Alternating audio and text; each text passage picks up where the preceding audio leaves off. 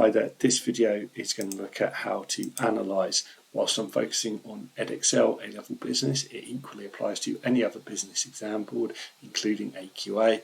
It applies to GCSE Business. Analysis is a really important skill. It's AO3 on our assessment objectives, makes up a significant chunk, the biggest chunk of the marks. So it's a very important skill for you to get your head around. And what is analysis? The first thing I will say is analysis is something that you do every single day in your everyday life. You will constantly, when you're talking to your friends about your interests, you will be using the skill of analysis. So for example, Erling Haaland has had a very good season in football for Manchester City. I'm recording this in April 2023. You can analyse the reasons that he has been such an effective striker. It requires you to use your knowledge of football to assess, exactly what are the causes of his prolific goal scoring. All right, you could analyse why a couple of your friends have fallen out. You can analyse anything, and you do analysis all the time. So what is it? Analyse something is explaining something in detail. If you're an expert in something, like many people are experts in football, they can use their knowledge of football to explain something in detail. You could analyse the causes of something. So why is Erling Haaland such a good striker? You could analyse the effects of it. So how has that impacted the team and their performance? Analysis in business requires you to have that background knowledge. So analysis builds on your knowledge that you will have built up over the 2 years, and you need to apply it to the business scenario given to you in the case study. Okay, so the AO3 skill relies on the previous skills of knowledge and application. You can think of it as creating a logical chain of argument. So you can analyse absolutely anything, as I said. So for example, why carry a spare pen? Well, you can deal quickly if you're carrying a spare pen if you have issues with your primary pen, if you lose it, if it runs out of ink. That reduces the opportunity cost with trying to find a replacement pen. You don't waste any time asking someone if they've got a spare pen, or having to go and find one, having to go and buy one. All right, you've just got that pen there. That means you've got less time distracted. That means you're more likely to learn more.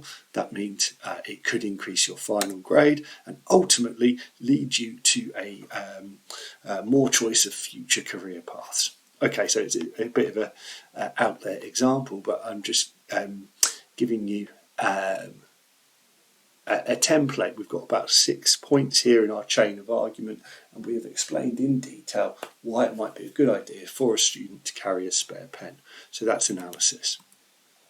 Okay, so let's look at a business example, and I've gone to 2019 paper 2, and here is a question that I have answered.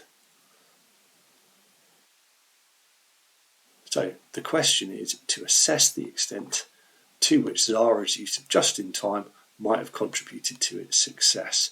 So as a business student, I'm straight away thinking, what's just-in-time and what is a successful business?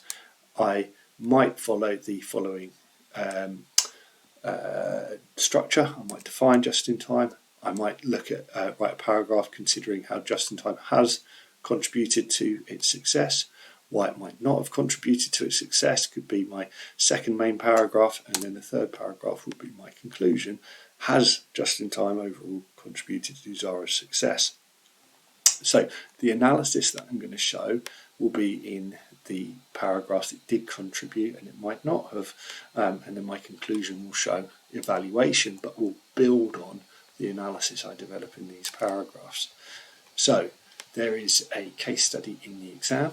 It might be worth just pausing the video and having a read of the case study. Okay, so this is where I'm going to get my application. This is where I'm going to get the information that I need to include in my answer so I can show some analysis.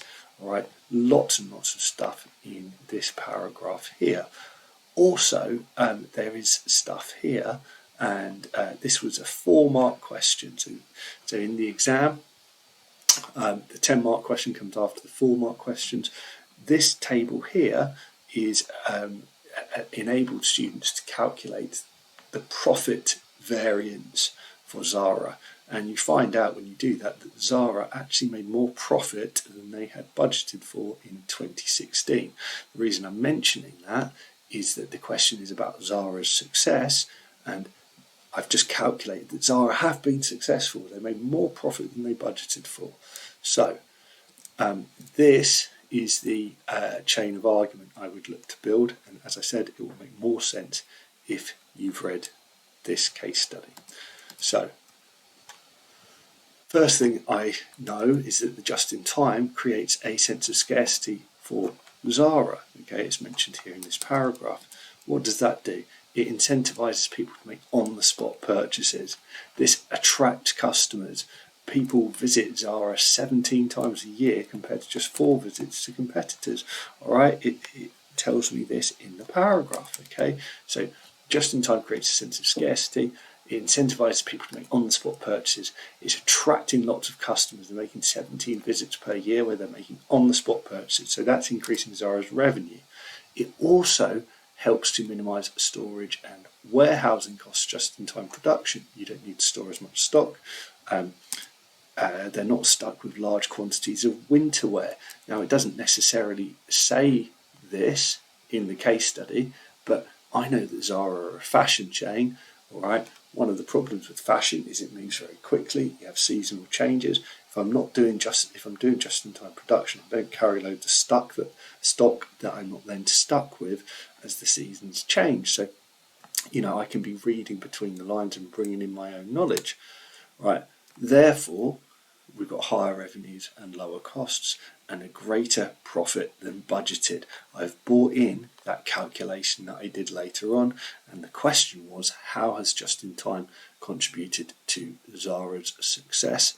I have used the case study, I've analysed using my knowledge of what just-in-time production is by creating a chain of argument that brings together a lot of the points that were in here.